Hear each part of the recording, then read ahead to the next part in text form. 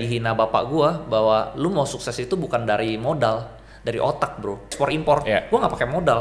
Gua beli properti nih, gua nggak pakai modal bro. Kekayaan terbesar tuh otak sebenarnya bro, bukan modal. Kalau lu di atas 1 M, lu lebih tenang. Iya. Lebih tenang. Oke. Jadi emang ada patah dari Aguan itu, lu kalau apa ya? Kalau lu nggak tenang, duit nggak mau datang bro. Oke. Jadi once lu udah di atas 1 M, lu lebih tenang, lu lebih menganalisa lebih, karena lu udah nggak kejar-kejaran sama bulanan. Oke.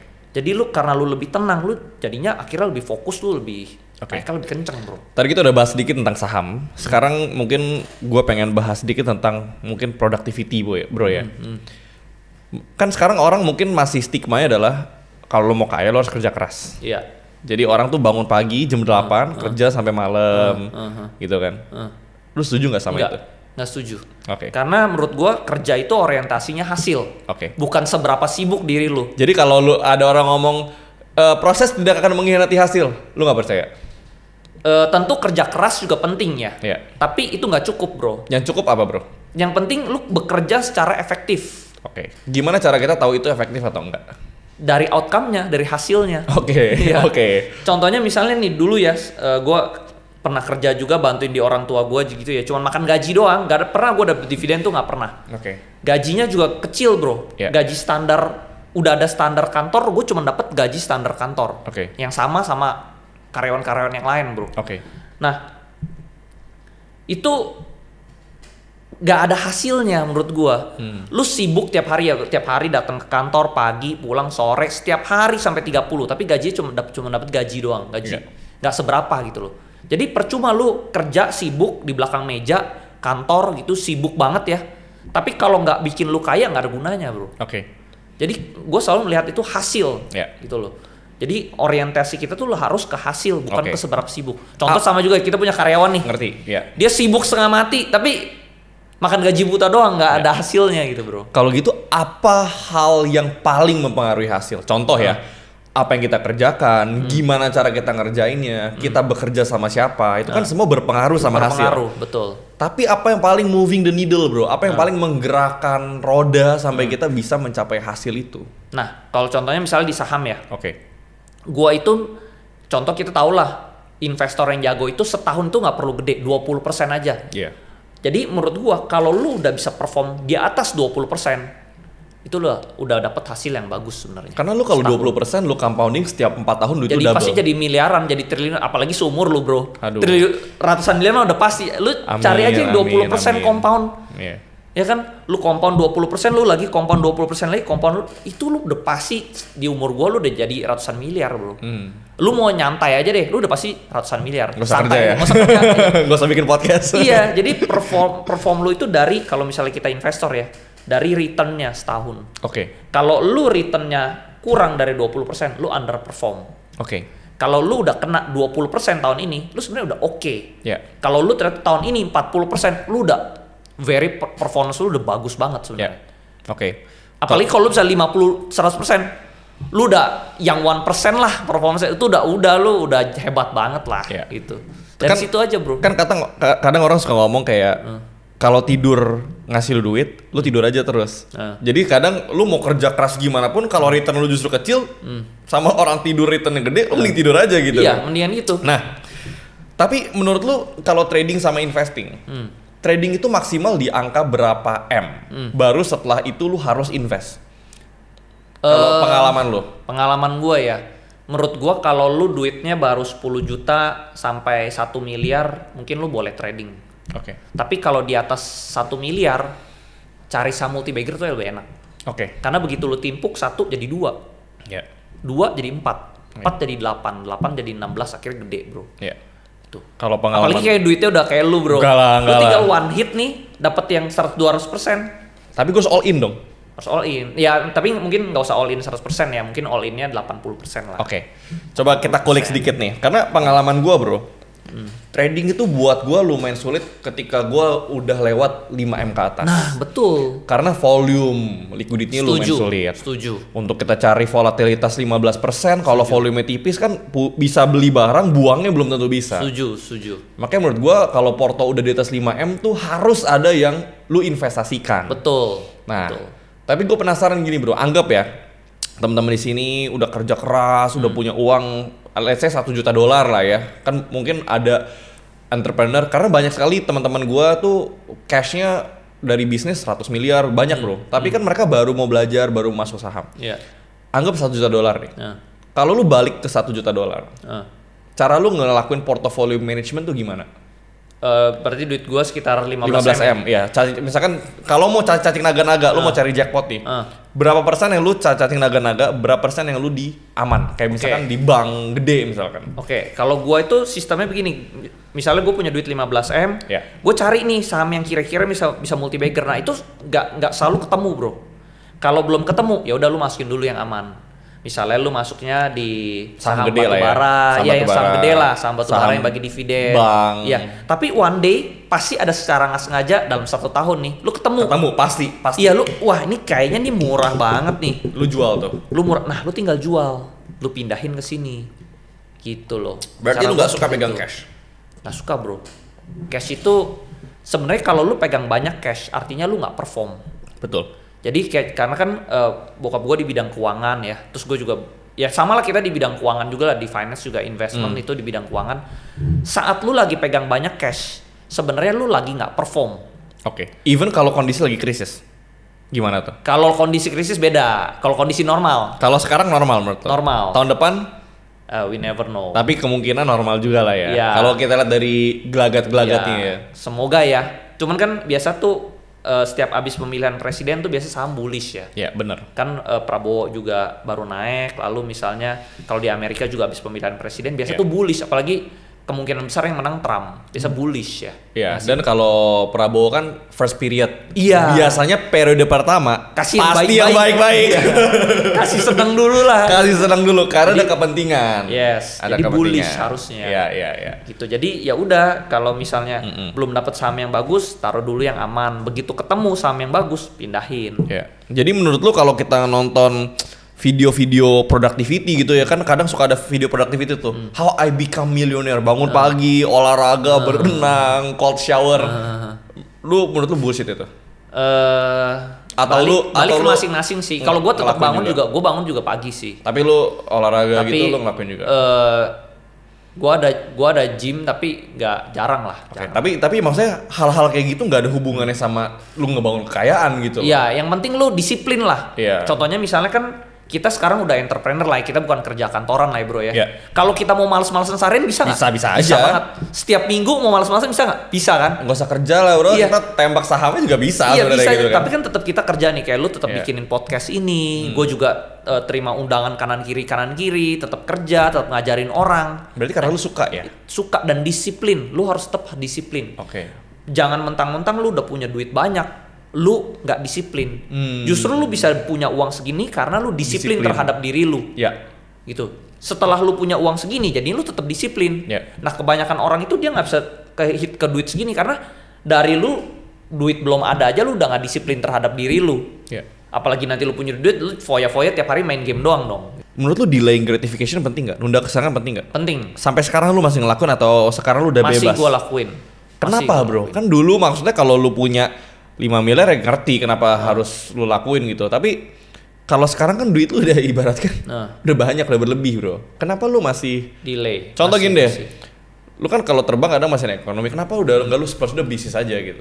Atau kayak semua hotel 5 star saja gitu? Itu kedisiplinan diri. Karena begitu lu manjain diri lu jadi terbiasa, lu jadi maunya yang itu terus gitu. Jadi gue mau bikin diri gue tuh susah, nggak nyaman. Sampai kapan? Karena saat lu nggak nyaman, di situ lu kerja keras. Begitu lu saat lu udah nyaman, di situ lu mati sebenarnya. Tapi pertanyaannya sampai kapan bro? Kan ntar ada orang ngomong, wah percuma dong. Sampai mungkin gue udah berkeluarga, gue udah nyaman, tapi selama gue belum berkeluarga, gue harus fight gas terus ya. Jadi ada perumpamaan kayak tupai bro. Tupai itu dia pas musim spring ya, ini kalau di kan biasa tupai adanya di negara-negara dingin ya. Kalau di Indonesia nggak ada kucing. Benar. Mereka tuh di musim panas, dia tuh ngumpulin biji kenari, lalu dia taruh di sarangnya bro. Saat dia musim dingin, dia udah punya makanan banyak. Udah punya lumbungnya lah. Yes, nah kita juga sebagai manusia juga harus kayak gitu bro. Pas kita lagi kuat, lagi muda, kita kumpulin. Kumpulin. Nanti saat misalnya kita udah tua atau misalnya kita udah berkeluarga, terus udah agak sakit-sakitan, tapi kita udah punya aset banyak. Kita udah bisa hidup dari kita punya passive income dan capital gain lah. Jadi gue suka bikin diri gue nggak nyaman.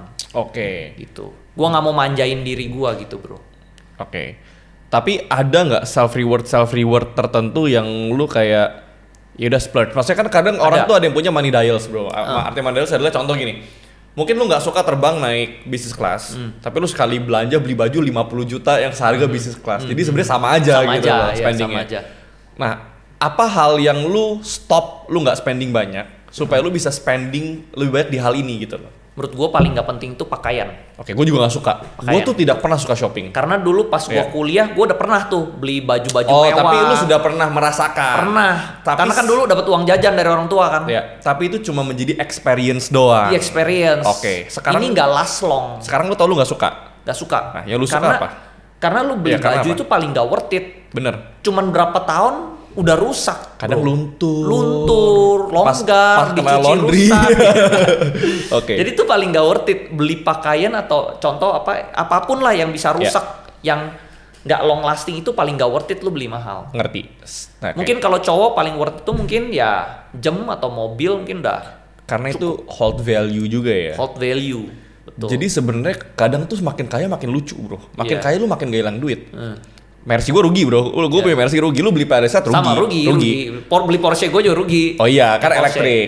Tapi kalau lu belinya kayak Ferrari atau tipenya kayak gue, tentu itu naik. Nggak turun, naik gitu kan. Setuju. Jadi lu lebih memilih kalaupun self reward, lu pun ngelihat ya, maksudnya value daripada sebuah barang, at least itu ngehold. Betul. Karena kalau gue lihat dari cerita lu barusan, sebenarnya happiness lu tuh datang bukan dari spending tapi dari earning ya. Dari earning, betul. Soalnya gue waktu itu udah punya duit 10 miliar tapi kan goal gue sebenarnya awalnya cuma beli Mercy. Itu juga gue nggak beli bro. Udah duit gue udah sampai puluhan baru langsung beli Porsche. Baru beli Porsche gitu loh. Gue beli Porsche itu juga sama. Gue punya impian tuh setidaknya mobil gue harus lebih bagus dari mobil bokap gue. Biar gue dipandang gitu loh. Gitu. Jadi gue pikir kalau gue tunda-tunda beli Porsche-nya, ya ini kayak trofi lah, kayak piala gitu loh. Kalau gue tunda-tunda, takutnya gue belum bisa membuktikan. Gue mau sebelum mumpung bokap gue masih ada, gue mau buktikan. Betul. Gitu loh. Ini buat teman-teman yang nonton juga ya. Gue Andri punya sports car, keluar sebulan sekali aja belum tentu bro. Iya bro. Itu queen, kayak kita sebutnya queen garage. Itu ratu yang lu taruh di garasi doang. Iya. Karena itu sebagai simbol bahwa kalau gue dulu naik motor aja gue nyicil, Honda Beat aja gue nyicil bro gitu kan. Sekarang, tapi gue gak menyesal bro, gue beli itu. Sama, gue juga gak nyesel. Iya gue gak nyesel. Karena itu merupakan simbol daripada kerja keras kita. Yes. Kayak lu setiap kali lihat, lu berasa kayak finally I've made it gitu loh. Iya. Betul, kayak lu walaupun ini mobil gak pernah dipakai kayak Ferrari gue mungkin baru keluar 4 kali. Tapi gue merasa, akhirnya gue berhasil gitu loh bro. Iya. Tapi bro dari cerita lu ini, menurut lu tipping point terbesarnya itu pas kapan? Pas kapan, di momen apa? Terus kayak gimana perasaan lu waktu lu ngerasain momen-momen perubahan nasib itu? Momen terbesar sebenarnya pertama mungkin lu hit 1 miliar, udah gitu lu hit $1 juta pertama 15 M, udah gitu hit 100 miliar sih. Itu feelingnya beda? Feelingnya karena 100 miliar pertama tuh threshold gue gitu. Dulu gue merasa pikirnya kalau gue punya $1 juta pertama udah gue mau pensiun. Ternyata enggak, 100 miliar. Nah 100 miliar ternyata sama juga ya, nggak pensiun juga. Berarti lanjut lagi. Lu punya, saat gue kena ini threshold gue lah. Lu sendiri punya kata cukup nggak? Arti cukup nggak? Maksudnya angka cukup atau apa? Sebenarnya angka sekarang itu udah cukup sih. Sisanya ya bonus lah. Sisanya bonus. Berarti yang sekarang nggak boleh hilang dong. Berarti lu sekarang akan nggak cacing-cacing naga-naga lagi dong. Mungkin lebih hati-hati lah ya, lebih hati-hati. Ya mungkin sekarang misalkan lu udah punya sekian ratus miliar, lu simpen 75%, di aman 25%, cacing-cacing naga-naga lagi bro. Betul. Setelah lu duitnya banyak, lu jadi lebih tenang lah. Jadi lu nggak nggak harus all in lagi. Ya kalaupun hilang tetap pasti ada banyak gitu kan. Betul. Oke. Tapi berarti lu setelah 100 miliar itu threshold lu. Yes. Perasaannya beda nggak bro? Lu punya 1 miliar, 15 miliar sama 100 miliar misalkan? Atau biasa aja gitu? Spendingnya sama, tapi perasaannya beda. Apanya? Confidence-nya kah? Happiness-nya kah? Confidence-nya tentu bertambah lah ya. Kalau tentunya kita cowok confidence-nya lebih bertambah lah ya.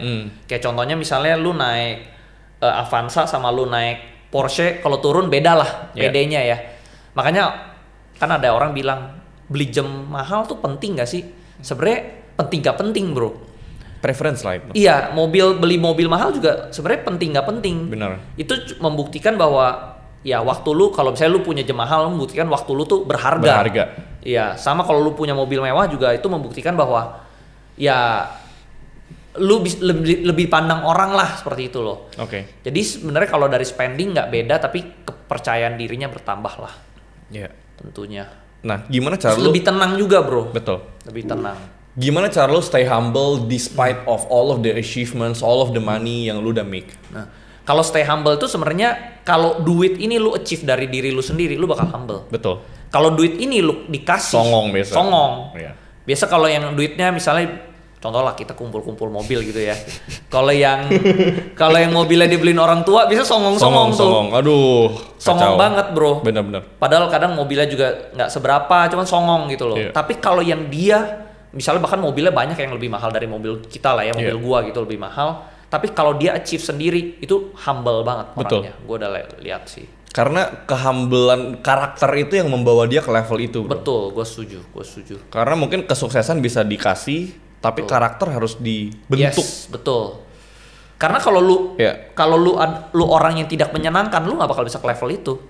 Karena kan dunia ini sukses tuh ada 2, IQ sama EQ ya. Betul. IQ itu lu pinter, kedua itu IQ. IQ itu lu bisa jadi orang yang menyenangkan gitu bro. Tapi kalau lu kasih advice gitu ya ke teman-teman di sini ya, dari 0 ke 1 M harus ngapain? Dari 1 ke 10 harus ngapain? Dari 10 ke 100 harus ngapain? Cara lu nge-breakdownnya gimana? Anggap dengan ilmu lu yang sekarang. Ilmu gue yang sekarang ya. 0 ke 1 harus ngapain? 0 ke 100 lu harus kerja. 100 juta ya? Iya, kerja. Kerja.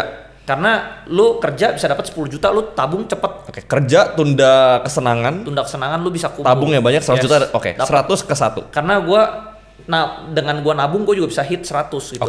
Bahkan dulu gaji gua cuman mulai dari 10 juta. Bisa. Pas kerja juga bisa tuh kekumpul. Bener-bener lu frugal lah.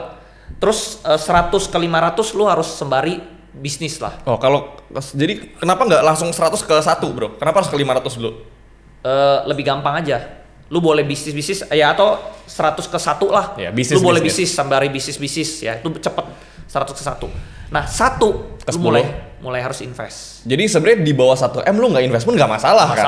Di bawah di bawah 1 lu nggak usah invest. Fokus kerja ke bisnis, earning powernya. Yes. 1 ke 10. Jadi 1 ke 100 kerja, 100 ke 1 itu lu mulai bisnis. 1 ke 10 lu harus invest.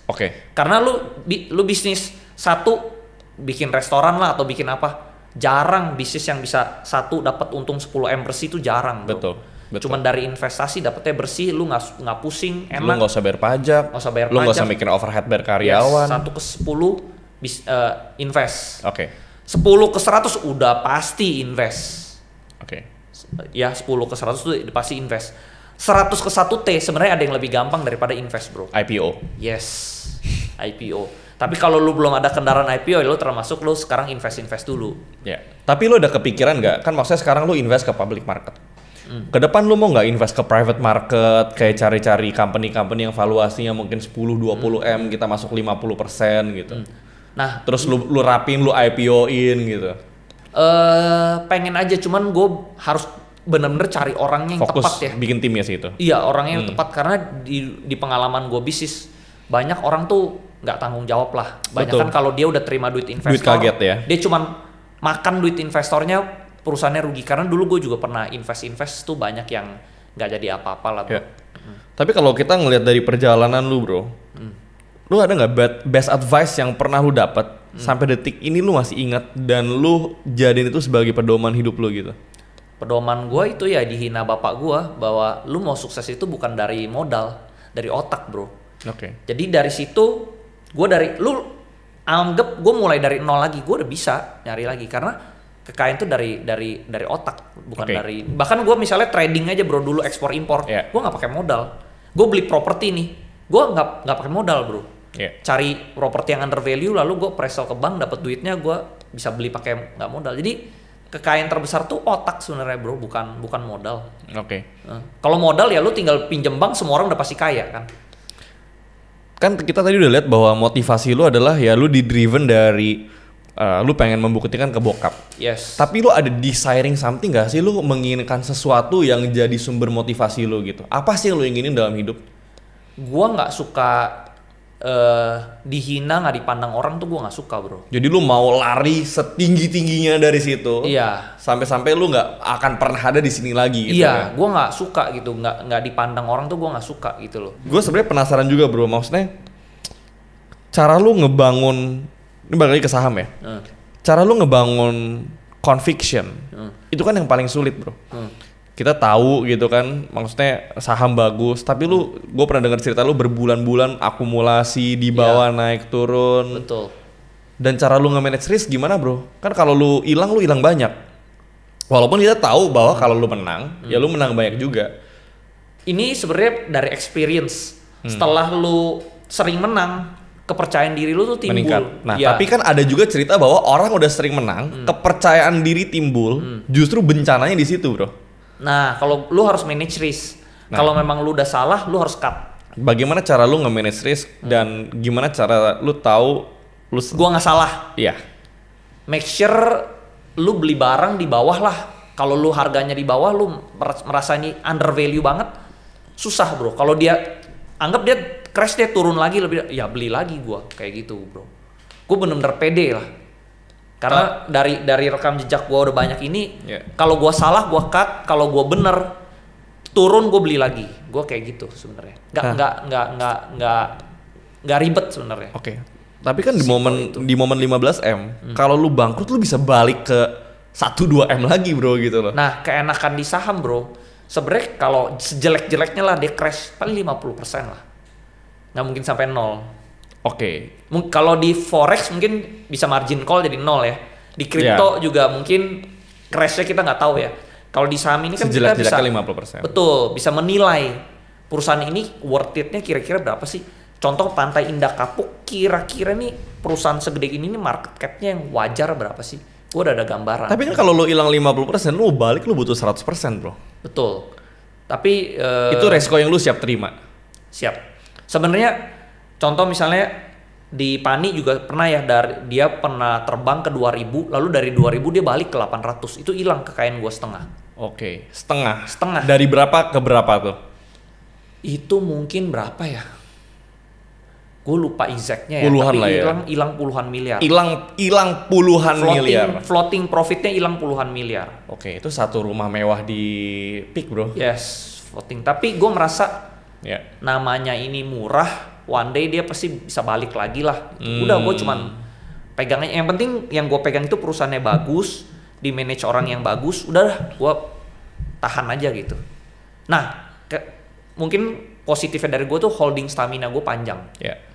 Jadi kalau orang-orang mungkin udah pada terjun payung, takut, ini gue tahan bro. Toh gue merasa gue belum pakai juga duitnya bro. Ya udah diemin aja di sana. Gitu. Nah, tapi ada satu pemikiran lagi ya bro menurut gue ya. Gimana? Kalau lu duitnya nanti udah di atas 100 miliar di bursa saham, lu nggak bisa keluar 100% bro. Bener. Betul. Jadi lu nanti ujungnya lu cuma permainan equity. Jadi contoh one day duit lu udah 1T atau 2T atau 3T gitu ya. Contoh, atau lu punya perusahaan lah, lu antara lu invest atau lu punya perusahaan ya. Contohnya kayak Pak Lo Keng Hong lah. Dia nggak bisa tuh likuidasi jadi 3T. Cash tuh nggak bisa. Kecuali ada private placement. Yes, susah. PTRO sebenarnya dia bisa tuh keluar tuh waktu itu ya. Tapi hampir 90% susah lah keluar. Jadi kekayaan dia itu di equity on paper. Karena kalau lu buang di market hancur harga pasti. Betul. Harus pasar nego. Betul. Jadi kalau lu mau main, lu mau punya cash banyak, mungkin lu cuma bisa hit sampai 100 miliar. Oke. Kalau lu mau kekayaan lebih dari 100 miliar, lu harus mainnya di equity on paper. Contoh misalnya Elon Musk deh, kekayaan nomor 1. Apakah dia bisa likuidasi semua jadi cash? Gak bisa. Tapi bro. cara orang kaya adalah mereka bisa ambil loan pakai jaminan saham mereka dan itu tax free. Yes. Jadi kalau lu misalnya, gue masih maunya cash, ya udah berarti lu masih di level lu cuman paling limit lu di 100 M. Yeah. Once lu di atas 100 M, lu nggak bisa kekayaan lu cuman dari cash. Lu harus dari aset. Yeah. Tapi aset on paper. Gue penasaran. Lu sampai sekarang masih deg-degan gak sih, bro? Kadang kita pegang posisi gede, turun 10% tuh floating mungkin belasan miliar, puluhan miliar. Oh iya, gue kalau turun lu deg-degan nggak? Miliar. Deg-degan nggak? Ada pengaruh nggak ke psikologis lo? Kesel sih ada ya. Tapi nggak deg-degan. Tapi deg-degan nggak sih. Nggak. Gue sekarang melihat uang ini cuman kayak angka lah. Oke. Cuman dia angka, lu naik turun. Toh misalnya sahamnya naik juga lu nggak take profit, turun juga lu nggak take profit. Nah, tapi cuman angka. Di level berapa lu anggap uang itu angka doang? Di atas 10 M. 10 M. Di atas 10 M. Itu uang angka. Jadi kalau misalkan amit-amit nih lu balik ke 15 M. Enggak, setidaknya 10 M bisa lu likuidasi ya, bisa lu cash out. Oke. Jadi sisanya yang lebih dari itu cuman floating lah. Jadi sebenarnya setelah lewat 10 M, lu udah nggak ada masalah dengan angka. Nggak ada masalah. Itu cuman dia naik turun lah gitu. Wow. Bener-bener accounting hobi ya. Hobi account lu cuma hobi lihat portofolio berapa ya? Nambah aja gitu. Tapi nggak ada ngaruhnya ke hidup. Nggak ada, bro. Spendingnya udah tetap sama. Ketika kita tembak gede, ada potensi, kalau gue sebutnya risk of ruin, artinya kalau lu gagal lu bangkrut, sama ada excitement of exponential gain. Kalau lu berhasil, duit lu dari gini peng langsung gitu. Iya, betul. Cara lu ngebalancing rasa takut sama excitementnya gimana? Lu harus make sure ini perusahaan ownernya bagus, murah. Jadi kalau lu beli murah lu nggak takut. Lu melupakan emosi atau gue lupain emosi. Kalau dia bisa lebih murah lagi, gue beli lagi. Karena kalau lu duitnya udah banyak, bro, nanti lu masuk kan bertahap nih. Yeah. Kalau dia sampai jelek-jelek turun lagi lebih dalam, ya lu tembak lagi. Turun lagi lebih dalam, lu tembak lagi. Yeah. Nah, sebenarnya di saham itu yang kalah itu yang dia running out of cash, running out of money. Oke. Selama lu nggak running out of money, lu nggak bisa kalah, bro.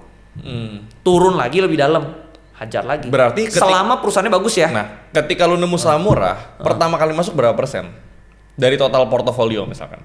Nah, gue udah nggak bisa lihatnya dari berapa persen, karena duitnya kan udah lumayan lah duit gue ya.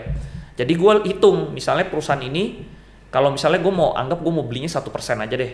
1% tuh nilainya berapa? Oke. Nah, udah gitu gue masuknya bertahap. Nah, bertahap itu gimana?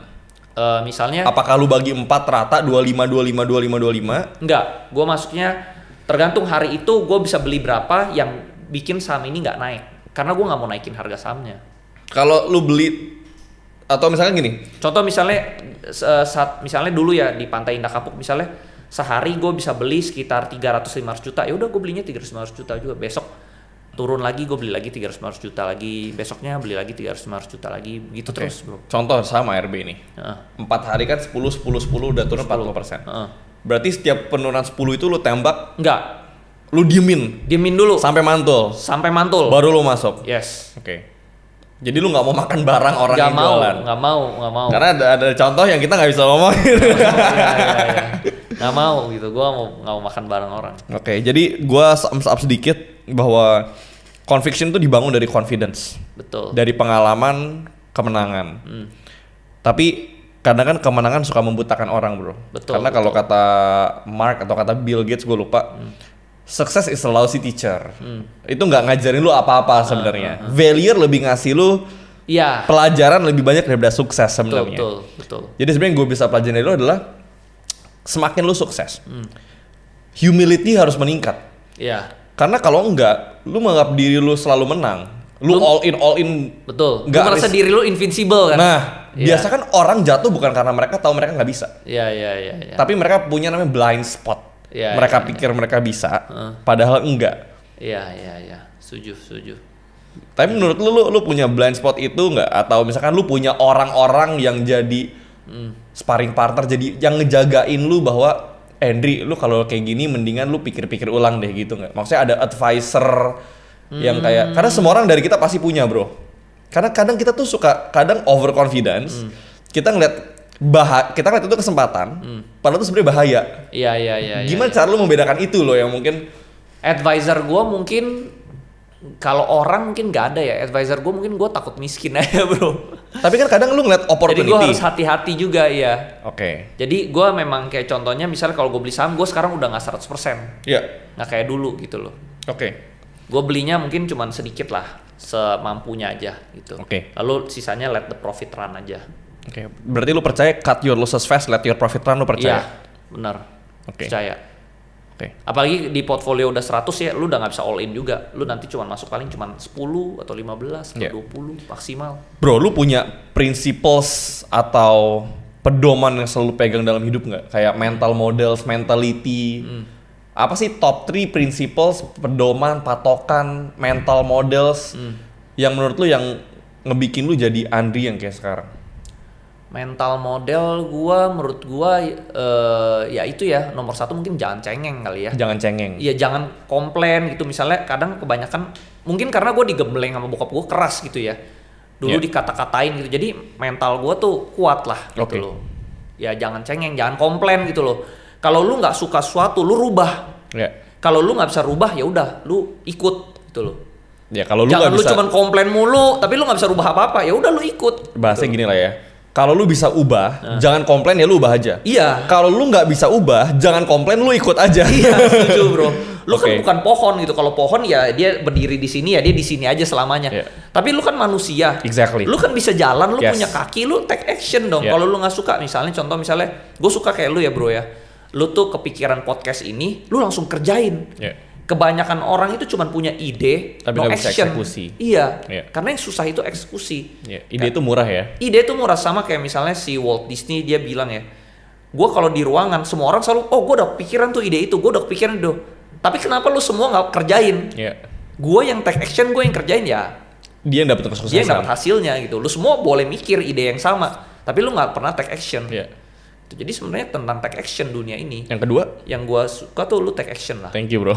Yang kedua itu menurut gue disiplin lah. Tetap lu harus punya disiplin diri sendiri. Walaupun lu udah sukses, lu tetap kayak namanya cowok, lu tetap harus kerja, harus melakukan tanggung jawab lu.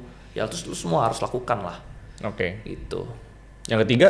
Ketiga itu tekun dan fokus menurut gue. Fokus ya. Tekun dan fokus itu sangat penting gitu. Jangan misalnya lu kalah sebentar, lu nyerah. Nah ini juga ada cerita ya bro ya. Bokap gua itu punya adik. Pinter banget, bisa ngomong bahasa banyak ya, 5 bahasa mungkin ya. Bisnisnya juga, lu ngomong bisnis apa aja dia ngerti. Tapi dia nggak sukses bro. Kenapa? Karena dia nggak tekun. Baru gagal sekali pindah, gagal sekali pindah, gagal sekali pindah, jadi nggak jadi apa-apa gitu loh. Jadi lu harus tekun dan fokus. Gagal sekali lu coba terus sampai lu dapet timing yang tepat. Kecuali lu udah coba berkali-kali nggak tepat, baru mungkin lu pindah. Tapi yang lumayan menarik buat gue ya. Lu tadi ngomong harus fokus. Tapi dari beberapa kali kita ngobrol, katanya kan lu udah cobain banyak sekali bisnis yang berbeda. Oke, ini mungkin sebelum kita selesai lah ya, kita pengen teman-teman tahu juga nih. Lu nyobain bisnis banyak sekali yang berbeda. Bagaimana caranya gua tahu kapan gua harus tekun dan fokus? Karena kan kalau lu di bisnis-bisnis lu yang lain, lu akhirnya ganti. Kapan lu tahu kayak, oh ini gua pengen ngelakuin ini seumur hidup gua gitu.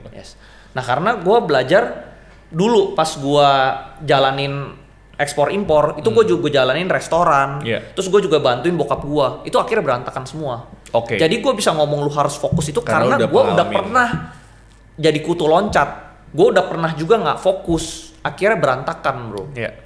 Gitu. Jadi karena gue udah pernah nggak tekun, gue sekarang harus tekun. Nah di saham ini kenapa gue performnya bagus, karena gue bener-bener pelajarin, gue tekunin banget gitu loh. Gitu. Jadi harus fokus dan tekun sih. Gak bisa lu punya banyak bidang usaha tuh, gak bisa, lu harus satu dulu jadi baru lu pindah. Jadi dari semua orang kaya yang gue kenal pun sebenarnya di Samsat ya mirip-mirip sih. Pertama jangan cengeng, punya mental tuh kalau kita sebutnya accountability. Jangan suka nyalain orang, lu miskin salah lu, lu gendut salah lu. Jadi jangan suka nyalain keadaan presiden lah apalah. Kalau gue ngatain orang mental Hello Kitty bro. Mental Hello Kitty ya. Ya karena ada mental block yang tadi kita ngobrolin ya. Kedua disiplin ya. Banyak orang mungkin pengen tapi mereka nggak punya willpower untuk, karena gini, kalau kita cuma kerja ketika suasana hati kita bagus, ketika hubungan kita enak, nggak usah kerja akhirnya. nggak akan kerja. Iya. Karena kita ketika putus cinta, besok bangun pagi lu kerja. Iya, sama. Gue setuju, bro. Lu mau ngadepin musibah sebesar apapun, lu mau hilang 100 miliar, besok pagi lu bangun. Tetap tanggung jawab. Lu kerja. Betul. Disiplin. Betul. Dan yang ketiga, tekun dan fokus. Betul. Tekun dan fokus dalam artian lu memang di fase awal karir, di fase awal bisnis mungkin lu boleh coba-coba banyak. Tapi at the end kalau lu pengen besar, ya lu nggak ada pilihan lain antara tekun dan fokus. Karena gue pernah dengar ya, kalau nggak salah ditanya sama Warren Buffett sama Bill Gates, apa yang ngebikin kalian dari posisi kayak sekarang? Mereka berdua jawabnya sama. Fokus. Iya, betul, setuju. Jadi itu yang menciptakan perbedaan itu. Iya. Terakhir bro, untuk teman-teman yang lain yang nonton di sini, podcast kita judulnya The Outliers. Orang yang berbeda. Outliers ini kan sebenarnya secara definisi ini kan bahasa statistik. Bahwa dari sebuah statistik ada satu perbedaan, itu kita sebut outliers gitu. Yeah. Lo ada nggak tips buat teman-teman yang lain yang nonton, apapun kondisi hidupnya, mau dia privilege, mau dia non privilege, dan dari semua orang outliers yang lo temuin, kira-kira apa sih kesamaan dari mereka yang lo bisa kasih advice ke teman-teman? Menurut gua lo harus berani juga ya, berani muncul menurut gua. Kayak gue suka lu juga berani muncul gitu kan. Kebanyakan orang tuh ngumpet bro. Okay. Nah sama lu, misalnya lu di bidang apapun lu harus jadi yang nomor 1. Kalau lu jadi yang kayak lu merasa biasa-biasa aja, oke ya, lu normalize jadi biasa-biasa, ya lu akhirnya jadi biasa-biasa gitu. Kalau gue di bidang apapun gue harus jadi nomor 1. Kalau gue nggak bisa jadi nomor 1 di bidang itu, ya dulu mendingan ganti bidang. Gitu. Jadi gue dengan gue push diri gue mau jadi nomor 1, ya lu akhirnya walaupun lu nggak nomor 1, lu setidaknya nomor 2 atau nomor 3 lah gitu loh. Ya itu bahasa shoot for the moon. Iya gitu. Kalau lu gagal, lu landing di bintang-bintang. Iya gitu. Sama lah, gue juga selalu strive mau jadi nomor 1. Karena prinsip gue tuh life is too short to be average bro. Iya setuju. Gitu. Life is this. Iya. I like this. Iya. Lu tau kayak gitu. Misalnya orang tuh merasa susah lah apa. Gue nggak perlu lah naik Ferrari atau naik Porsche atau naik Mercy lah. Gue naik itu mental block jadinya. Benar. Lu jangan punya mental block gitu. Lu kalau bisa lu mau punya Ferrari dulu. Tahu-taunya lu gagal ya lu setidaknya naik Mercy. Jangan dari awal lu naiknya gue udah nyaman lah naik Avanza, gue naik motor udah nyaman. Ya akhirnya lu di situ-situ aja. Kalau gue suka ngomong gini bro. Karena target itu terlalu rendah. Iya. Kalau gue suka ngomong gini. Kalau orang ngomong dia nggak suka Ferrari tapi dia nggak mampu beli Ferrari, itu munafik. Kecuali lu sudah merasakan. Contoh lu udah beli, lu udah punya. Oh nggak suka nih? Nggak suka, ya udah, gue percaya. Iya. Tapi kalau lu naik Agya, lu bilang, gue nggak suka Ferrari. Menurut gue itu mental block. Iya, mental dia block. Takut bermimpi. Nah, dia udah cegat dari depan. Betul. Kayak gitu. Betul. Belum perang udah kalah dulu. Iya. Iya. Setuju. Jadi kalau gua ngelihatnya ya dari perjalanan lu ini menurut gua sangat menginspirasi bro. Gua sendiri maksudnya kita beda umur sekitar 12 tahun. Ya gua ngeliat lu sebagai senior big brother gua lah di saham. Lu hebat lah, lu di umur gua mah lu pasti lebih Amin. Karena lu tinggal hitung aja compound 25% setiap tahun lu udah pasti hit angka gua. Amin. Gua kenalnya telat lah. Iya. Kenal saham telat. Tapi yang gua sangat appreciate dari lo adalah sebenarnya bukan dari sahamnya, tapi dari persahabatan kita, pertemanan. Kadang kita ngobrol juga nggak ada hubungannya sama saham. Iya. Dan gua tuh kadang suka ngeliat bahwa dunia finance kan lumayan keras bro. Orang senggol-senggol, orang sikut-sikutan. Betul. Tapi itu sebenarnya cuma happens di level bottom sebenarnya. Iya. Yang di atas nggak ada senggol-senggolan, nggak ada sindir-sindiran. Justru kita semua berteman gitu kan. Iya. Jadi buat kalian yang nonton juga, menurut gua advice dari kita juga lah ya.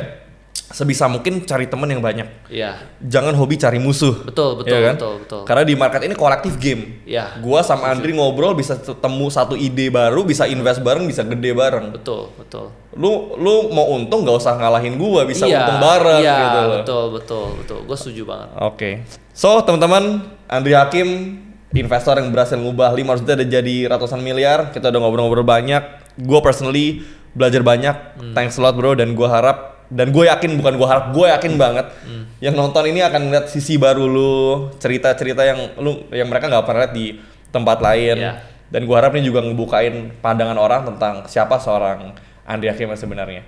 So gitu aja teman-teman, sampai ketemu di episode The Outliers yang berikutnya. Jangan lupa buat subscribe, like, and share ke teman-teman kalian. Dan semoga kita bisa terus konsisten bikin podcast di Outliers ini, undang orang-orang hebat buat sharing ke teman-teman semua. I'll see you in the next episode. Bye-bye!